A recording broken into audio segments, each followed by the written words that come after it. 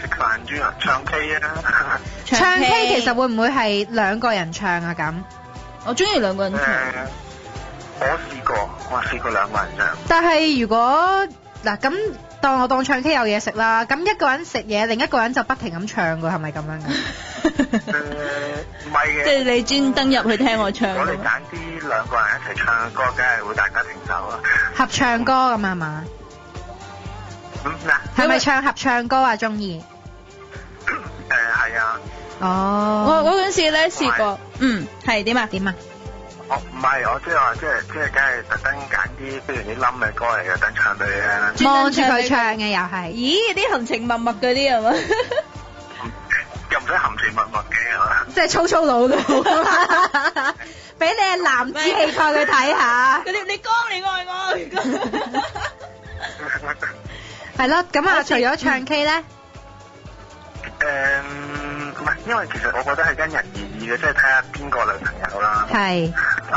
咁因為個女朋友實係啲性格一定唔同噶嘛。咁即係好似以前嗰個中意你屋企咁，我係成日喺屋企嘅啫。即係你係就佢嘅，你唔係你覺得自己就佢多啲定佢就你多啲啊？我就佢多啲。即係你覺得自己係一個好男人嚟嘅。唔係人哋講㗎，唔係我講㗎。即係都係啦，哎呀。係唔係都話嘅啦。好啦。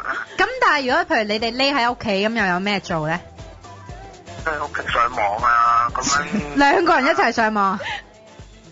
係啊，即係例如佢有時想睇戲咁咪即係男女朋友之間梗係攬住嚟一齊睇啦。梗係攬住一齊睇。有冇試過一齊睇鬼片啊？鬼片啊？鬼片因為我啊麻麻地嘅。我都係，我唔得嘅。如果佢夾硬要睇嘅話，咪陪佢睇咯。係啊，咁樣。咁你會唔會好驚啊？嘢咪周圍同佢食嘢咯。OK，你哋即係你指出街，即係一齊揾好嘢食係嘛？係啊，即係係啊。係啊，即係好似人哋嗰啲乜節目咁樣去搜尋各地嘅好嘢。你有冇試過一啲係除咗行街睇戲食飯會做嘅嘢啊？行街睇戲食飯。同埋屋企，仲有冇啲係俾呢啲？有諗過煮飯仔。諗過啫，冇做過嘅。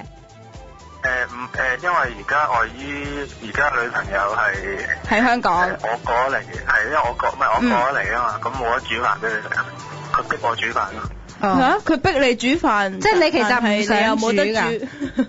唔係佢喺度話，你翻嚟啊，煮餐嚟食啦咁啊。咁你結果有冇煮過啊？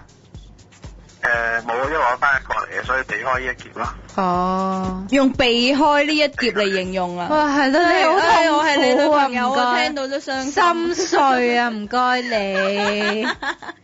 我未預備好，我預備好我會煮一餐好。即係你要練習好煮九大簋先至實行俾佢食啦。哇，咁佢等到大歲要九大簋。咁算啦，我相信呢一餐佢都食唔到㗎啦，對唔住啊。喂，好啦，多謝電話，Simon。好，拜拜。同你哋講啦。好，拜拜。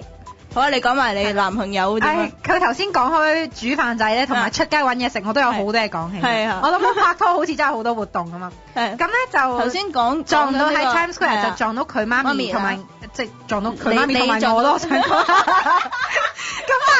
咁但係咧，佢媽咪就唔識我嘅，同埋未見過我嘅。咁但係咧，唔知點解咧，嗱，我假設我朋友叫做 AA 啦，AA，因為其實佢個名係一個 double 嘅字，咁我唔想白，咁啊我叫佢 AA 啦咁樣。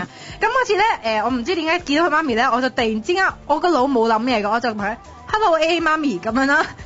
跟住佢媽咪呆咗望住我，你係乜水？係啊，你乜水啊？做咩有個同我即係個仔差唔多年紀嘅女仔嗌我？跟住我就死啦！我見到佢媽咪 O 地嘴咧，咁我就死啦！我做乜會埋去同佢打招呼咧？咁樣係我真係我自己冇諗過，我嗰下純粹覺得我應該同 Auntie 打個招呼，因為都分開咗啦嘛。但係我冇諗過其實佢媽咪冇見過我，只係我不停喺佢屋企啲相度見過佢媽咪嘅啫嘛。咁跟住佢話你係跟我我係啊 AA 啲舊同學啊咁樣，跟住佢話嚇舊同學，跟住我想話死啦，因為佢讀男校㗎。跟住佢佢媽咪好似覺得怪怪，我哋一齊補習嘅咁樣，跟住佢話係啊，跟住我話跟住因為其實嗰陣時同佢分開一齊補習，但係你又見過佢阿媽，唉咁所以咪怪怪地咯。咁但係其實佢媽咪冇追問嘅，咁啊好彩冇問翻個男仔。我唔知，即係佢媽咪冇追問點解我同佢一齊補習，但係會識得佢咯。我諗佢會質問你個男朋友。嗱，我唔知，因為其實嗰時已經分開咗大半年㗎啦。哦。咁我就即刻又好似叫完打完招呼好似冇嘢講，我話佢喺美國幾好嘛咁樣，跟住話好，佢有時都打電話俾我，咁就寒暄咗2分鐘，咁就拜拜咁樣。都寒暄到2分鐘。其實2分鐘係好長㗎啦。係啊，我都覺。但係我唔知嗰時仲細，即係又係細個中學咁個腦。你嗌咗佢又冇得唔繼續落去呢場戲都要繼續演。個腦好似唔識諗嘢咁樣咧，想嗌人就嗌人咁樣，咁係咯，呢個都係一個奇遇嚟嘅對我嚟講。佢頭先咧，阿 Simon 講到話呢個上網嘅問